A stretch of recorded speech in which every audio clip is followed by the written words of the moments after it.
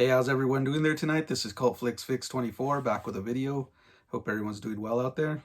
It's going to be 31 days of Horrortober, day 4. I am reviewing films daily for the month of October, and I'm trying to keep them films I haven't seen, but of course there's going to be some classics I revisit too and discuss about them, talk about them again, because films do change as you watch them throughout the years. So there'll be some fresh watches for me, as well as some classics as well, that revisits and stuff like that. So anyways, let's get this started. I'm going to go with day 4 here. My film's going to be 1982's Cat People. This is a first time watch for me, and I just want to start by saying the 4K transfer is great on this.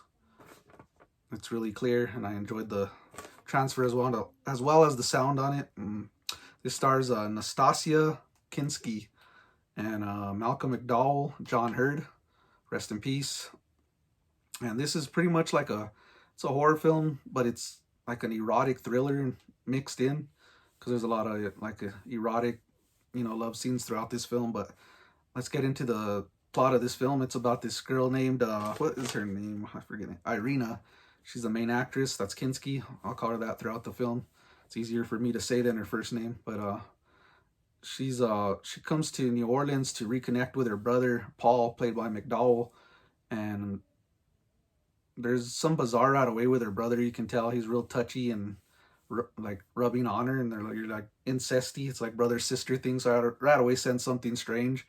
But anyways, they get together and he's trying to talk to her and tell her about their history, their past, their parents, and she doesn't know really what's going on.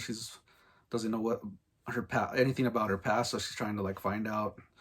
And her brother start a bond, but then she goes around wandering the town, and she stumbles upon this zoologist named Oliver, and he's played by John Hurd, and she pretty much falls in love with him. And this begins and gets her brother Paul enraged. He's in like a jealous rage, as he wants Irina to himself.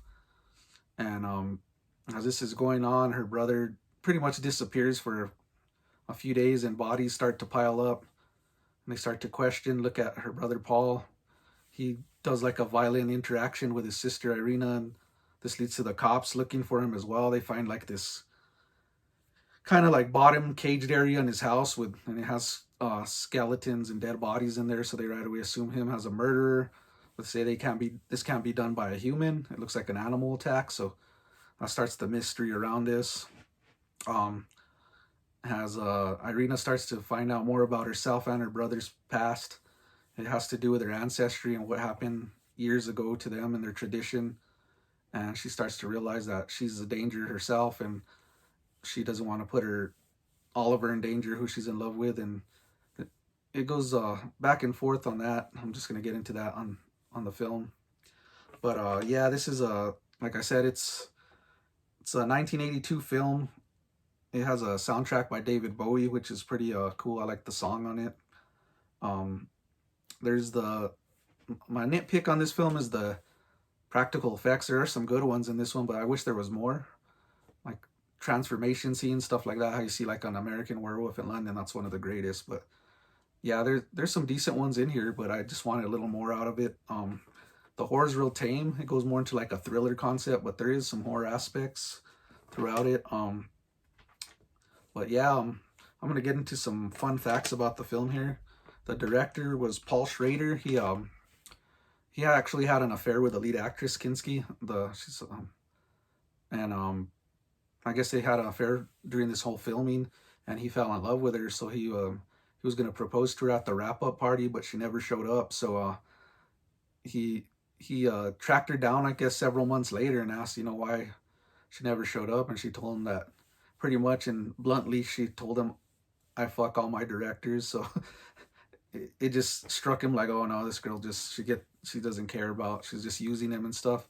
So I guess they never interacted after that in a romantically way or something like that. But it's really interesting to hear stories like that of the behind the scenes. Also, one of the deleted scenes by with Nastasia Kinski, it's on the deleted scenes. It has her mom show up in the film, that's half animal, half human, whatever, and she it's actually played by her real life mother in the scene, as well as Another interesting fact is John Hurd almost turned down this role because he felt it was like close to a porno movie because there's a lot of erotic and nude scenes in here, and they said throughout the film he felt real awkward filming those scenes, the nude scenes. So it definitely got to him, coming from like he played the father on Home Alone and stuff like that. So it was a transition for him. But yeah, those are a couple fun facts from the film I found out. This was the first time watch for me, and I really enjoyed this film. I thought it was a lot of fun. It's different. I really dug it, man. It had a good setting. There's some creepy scenes throughout it, and I like this type of film, like the story wise. But I'm gonna get into my ratings. I'm gonna give this a solid 3.5 out of 5. And yeah, this one was one I'll revisit. It interested me throughout it. So that's gonna be my thoughts and opinions and quick brief review on Cat People for day 4 of 31 days of Horrortober. Everyone hit a like and subscribe, comment as well. I'd love to hear your thoughts. This is Cult Flicks Fix 24, back with a video. Peace.